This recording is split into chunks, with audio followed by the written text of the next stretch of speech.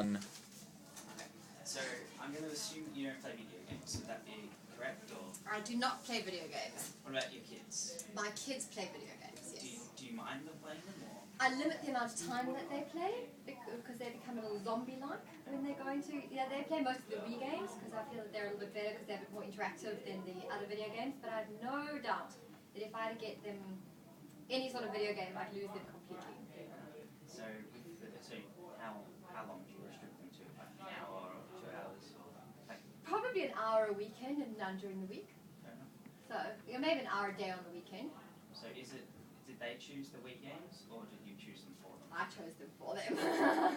No way will I let them choose. So that would be their favourite ones.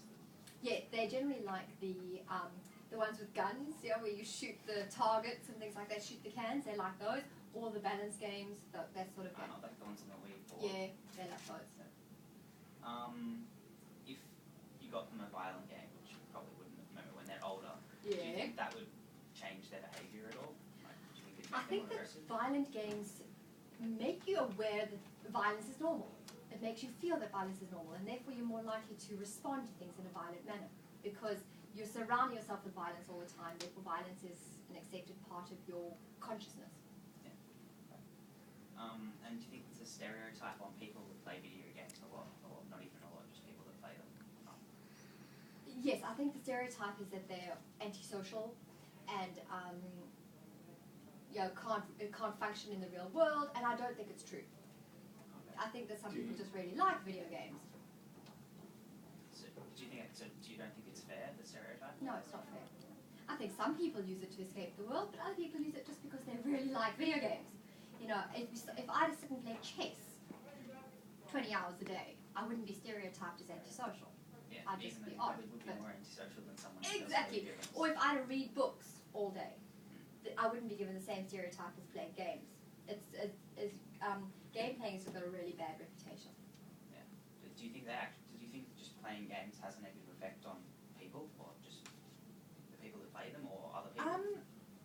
I think it depends on the game. I think it depends on how. I think doing anything too much is a negative thing. So because you're limiting your life experience, so you're not going out there doing sport because you're only playing games, and I think that in itself is negative. I think playing a game a couple of hours doesn't hurt anyone. 9E and 9F should be making their way to the main Yeah, I know, gate it's pretty of Trinity. creepy. The 9E and 9F, Don't worry, I'll shade that the out. main gates of We'll Trinity. just- Okay? We'll just Yeah, because that's just Just give it a few seconds. start. Yeah, okay, and jump back in. Jack Rossi to Oh, Mr. no. Stevens No. office, please. Jack Rossi to Mr. Stevens office. Just try working in this office. Maybe ask how old the kids are, because I have no idea until. Oh, that's good. Okay, so Right, now. so my now- children are little, so they're 4 and 7. But I do have a nephew and niece who are 8 and play video games all the time. In fact, I went to visit them and that's all they did. They sat on their games pretty much all day. Did that annoy you at all? Well, I was bored because I was supposed to be looking after them. Like, what do? They each had their little machines and I had nothing. So I landed up playing Angry Birds on my phone more time than you could believe. It was quite something. I haven't played Angry Birds since. Do you think there'd be any difference in, say, watching TV for 10 hours on the weekend or playing a video game for 10 hours on the weekend? I think watching TV is worse than playing video games. So at least with a video game, you're making mental decisions. You're actually actively part of the game. When you're watching TV, you're literally doing nothing. Especially like a game where it's a multiplayer game rather than just a single one. Yeah, multiplayer games, you have teamwork or working against people. Making decisions. I do think there's a lot of benefit to playing those games, and for children who find that sort of socializing difficult, you put them in front of a game, and automatically they're connecting with someone else. They're playing a game together. They're socializing. And yet it's more comfortable than if you force them to sit and have coffee, or let's go and play soccer in the field. So it does give another avenue for them to actually socialise. Yeah, because it's kind of like they're still socialising with people, but they don't have to be. It's kind of like stage fright. Yeah. Seeing an actual person is a bit more threatening than having. I had a group of students once who they were completely antisocial. I mean, they had no friends, and they started playing that Dungeons and Dragons, and then they went on to playing online games, and they used to come over and spend days together and so socialised, but they didn't even realise they were socialising because it's all about the game.